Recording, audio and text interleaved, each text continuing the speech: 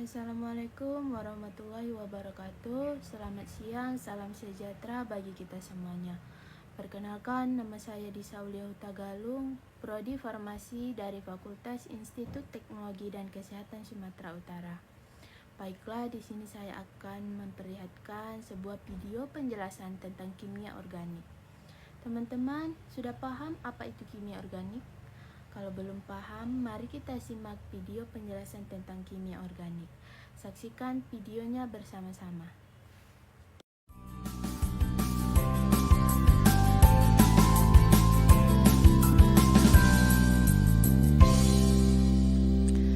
Sahabat cinta kimia, video ini adalah video pertama yang membahas tentang kimia organik untuk pemula.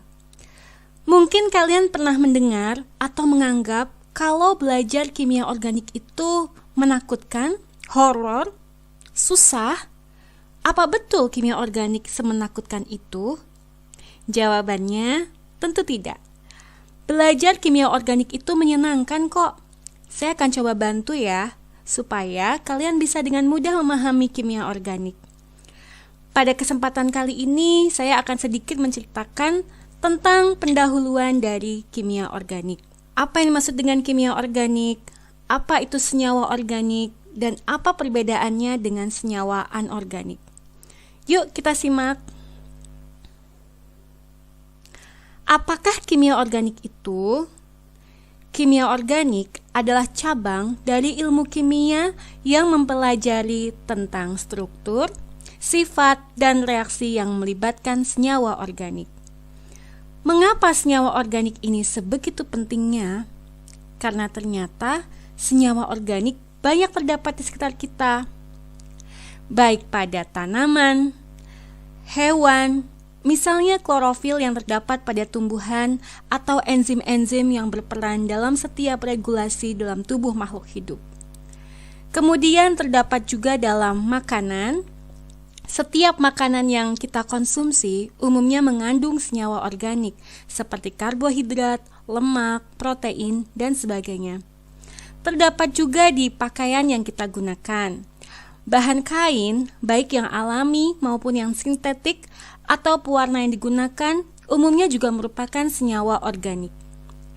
Lalu setiap benda, alat di sekitar kita, misalnya bahan yang digunakan untuk membuat alat teknologi yang digunakan oleh manusia seperti ponsel misalnya, materialnya juga terbuat dari senyawa organik.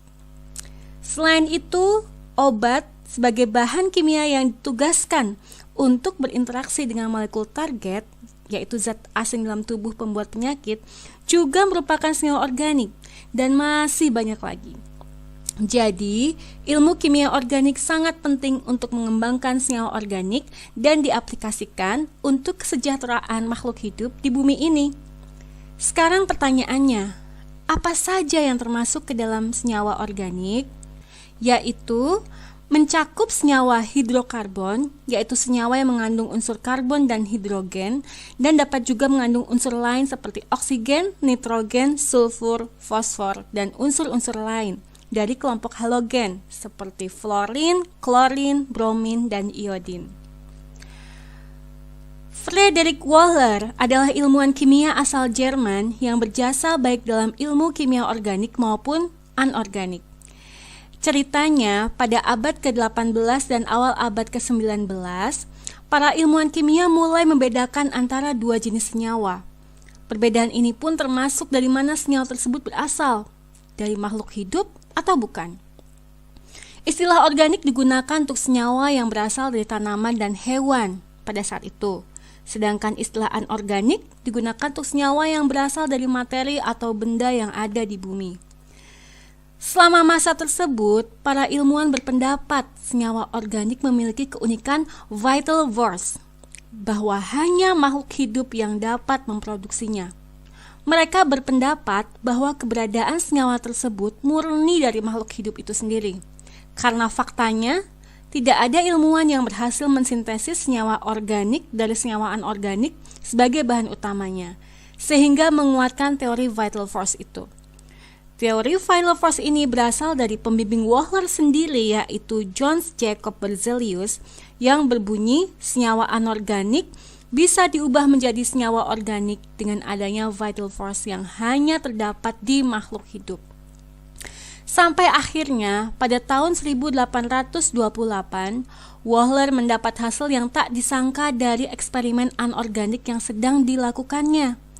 Saat ia mencoba mengkristalisasi garam anorganik, yaitu amonium cyanat dari larutannya, ia tidak sengaja memproduksi senyawa organik yang telah diketahui, yaitu urea atau senyawa dari air seni.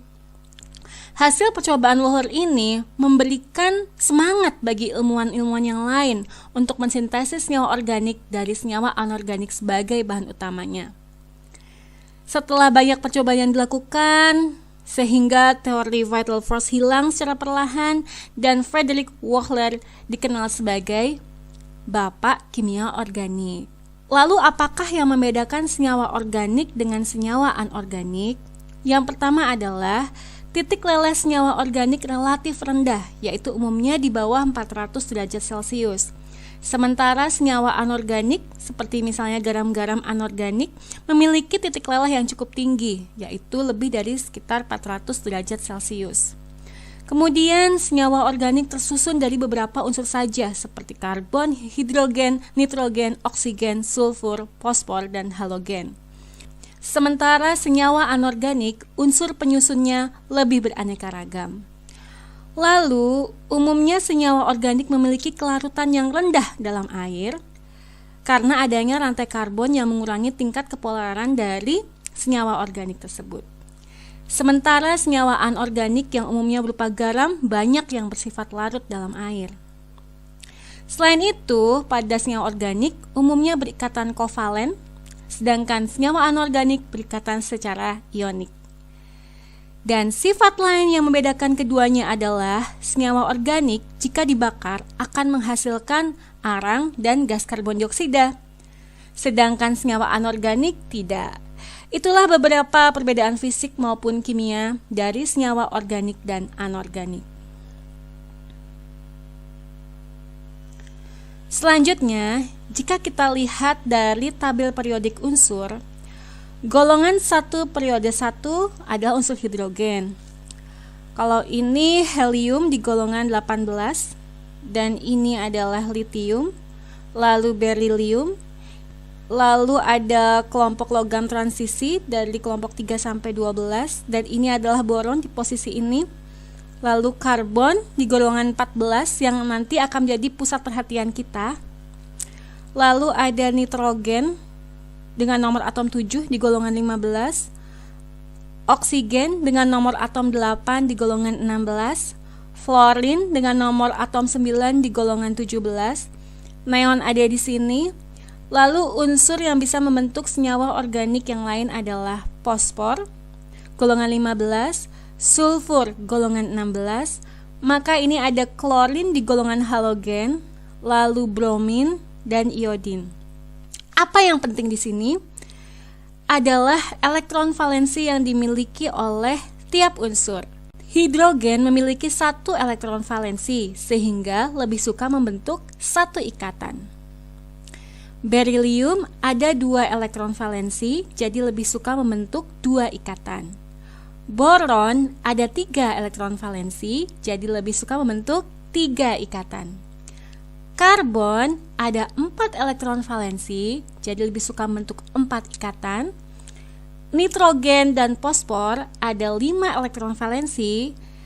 Untuk mencapai kestabilan, dia lebih suka membentuk 3 ikatan. Lalu oksigen dan sulfur ada 6 elektron valensi dan untuk menuju kestabilan lebih suka membentuk 2 ikatan.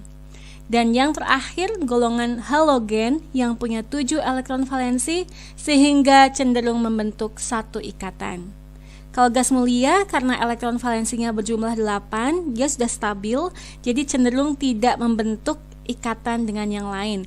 Walaupun ada beberapa unsur gas mulia yang membentuk senyawa dengan unsur lain seperti XeF4 misalnya. Nah, kita lihat di sini unsur karbon atau C bisa membentuk 4 ikatan. Ikatan tersebut dapat terjadi antara karbon dengan hidrogen membentuk senyawa hidrokarbon, atau dengan unsur halogen membentuk haloalkana, atau dengan oksigen. Dan karena oksigen cenderung membentuk dua ikatan, maka ikatan yang satu lagi bisa dengan hidrogen atau membentuk ikatan rangkap dua dengan karbon.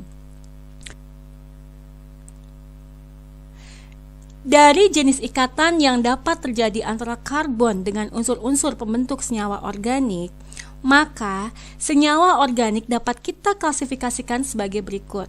Kelompok yang pertama adalah alkana, yang terdiri dari karbon yang berikatan tunggal dengan karbon yang lain. Dan rumus umumnya adalah seperti ini. R3CCR3. Yang berikutnya adalah alkena yang terdiri dari karbon yang berikatan rangkap 2 dengan karbon yang lain. Dan rumus umumnya adalah R2C rangkap 2C R2. Lalu ada alkuna yang terdiri dari ikatan rangkap 3 antara karbon dengan karbon. Dengan rumus umumnya RC rangkap 3 CR. Lalu haloalkana dengan rumus umum CX, di mana X merupakan unsur halogen. Lalu alkohol dengan rumus umumnya adalah ROH. OH merupakan gugus alkohol.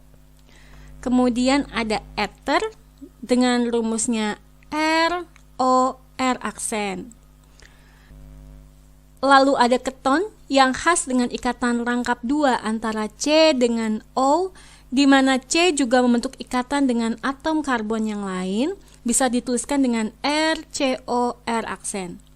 Lalu ada aldehid yang mirip keton, tetapi salah satu tangan dari C berikatan dengan H, sehingga bisa dituliskan dengan RCHO.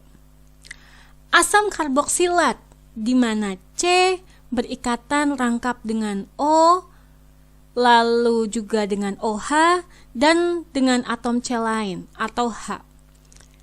Disebut asam karboksilat karena bersifat asam.